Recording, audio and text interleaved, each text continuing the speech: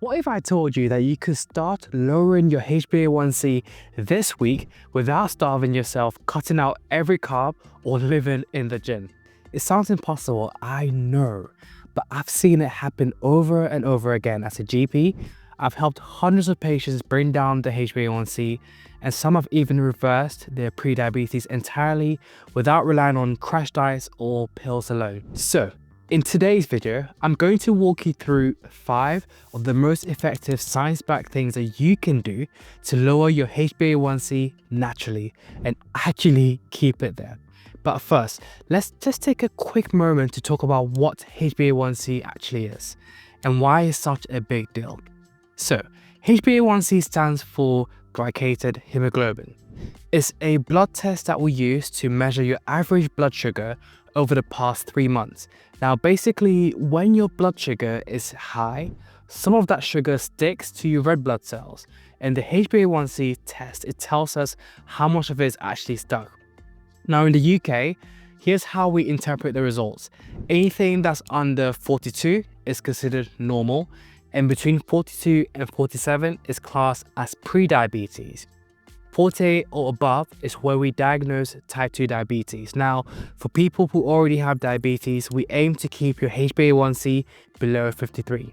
But if you're trying to reverse it, getting as close to normal as possible is the goal. Alright, so how do we actually bring this number down?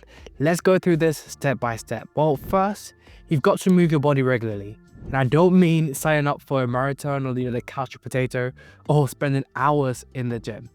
I mean finding ways to be active that you actually enjoy.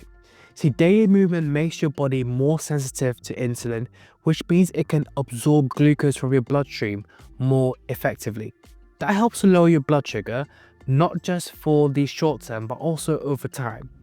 There's research showing that just 150 minutes of moderate exercise per week, so things like brisk walking, cycling, or even dancing around the kitchen, this can lower your HbA1c by nearly 8 millimoles, and that's a big deal.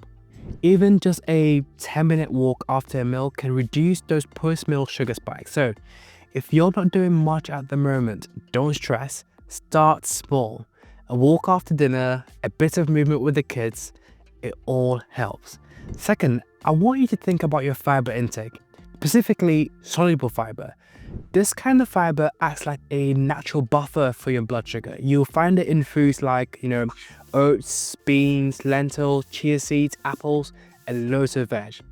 What it does is form sort of like a gel in your gut that slows down how quickly sugar gets absorbed into your bloodstream. That means that your blood sugar stays more stable, which brings down your HbA1c. Now, there was a study that was published in the Journal of Nutrition. They showed that people with type 2 diabetes saw significant drops in HbA1c just by increasing the daily fiber, even by as little as 15 grams per day. So a simple place to start is just adding, 1 or 2 fiber-rich foods to each meal. Maybe porridge for breakfast, a lentil soup for lunch, or some roasted chickpeas as a snack. Next, let's talk about tracking your calories and your macronutrients. Now, I know it's not the most glamorous bit, but hear me out.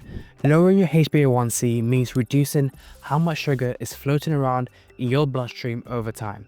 Now, one of the best ways to do this is to get into a calorie deficit, where you gently burn more energy than what you're taking in. That helps your body to use up some of its stored glucose. Tracking your macronutrients, your carbs, your protein, and your fats can also be a real eye-opener. You see, so many people don't realize how much refined carbohydrate sneaks into their meals. And those refined carbs, they spike your blood sugar really fast. A study published in 2021 found that even just reducing calories led to an average HbA1c drop of more than 10 millimoles in people with type 2 diabetes. Now, that's huge. Some people can do this through, intermittent fasting, like only eating between 10 a.m. and 6 p.m. And that can work, but it's not essential. The key is finding an approach that you can stick with long term. Fourth, and this might surprise you, you've got to look at your stress levels. See, most people don't connect stress with blood sugar, but they're absolutely linked. When you're stressed, your body releases cortisol, and this is a hormone that raises up your blood sugar. So if you're constantly rushing around, feeling anxious or mentally overwhelmed, you could be keeping your HbA1c high without even realizing it. There was a study in the Diabetes Care Journal that found that people with higher perceived stress had significantly higher HbA1c levels, even when all other risk factors were taken into account. Now that's pretty powerful stuff. So what can you do? Well, it doesn't have to be complicated. Try deep breathing, a few minutes of stretching, journaling, you've got prayer, meditation, even just sitting down with a cuppa and no phone. These simple acts help calm your nervous system and lower your cortisol. This helps to keep your blood sugar in check. And lastly, let's talk about carbs because they get a bad rap. And here's the thing, carbs aren't the problem, refined carbs are. So I'm not telling you to cut out all carbs. Your brain and muscles need them, but it's the sugary drinks, the pastries, those are the ones to watch. They cause big spikes in your blood sugar followed by crashes, and that cycle, it drives your HbA1c up and stresses your insulin system. Instead, opt for whole complex carbs like you've got your oats, your brown rice, quinoa, sweet potatoes. Now these are really good because they release sugar more slowly. This keeps you fuller and for longer. A big study in the Lancet actually showed that people eating more refined carbs had high HbA1c and a higher risk of type 2 diabetes. But those who ate more whole grains, well, they had much better outcomes. So this is about going no carb.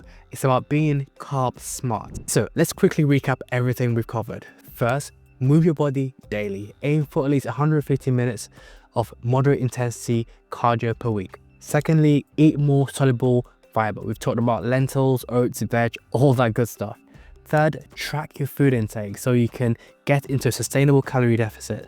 Fourth, try to manage your stress. It's just as important as diet.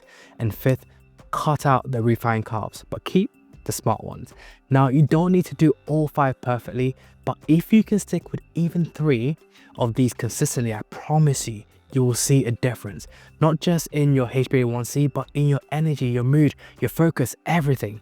So if this video helped you, please do like it, give me a subscribe and share it with someone who you think might need it. And if you like support that's personalized from someone who's helped people reverse chronic conditions, check the links out in the description. I'm here to help.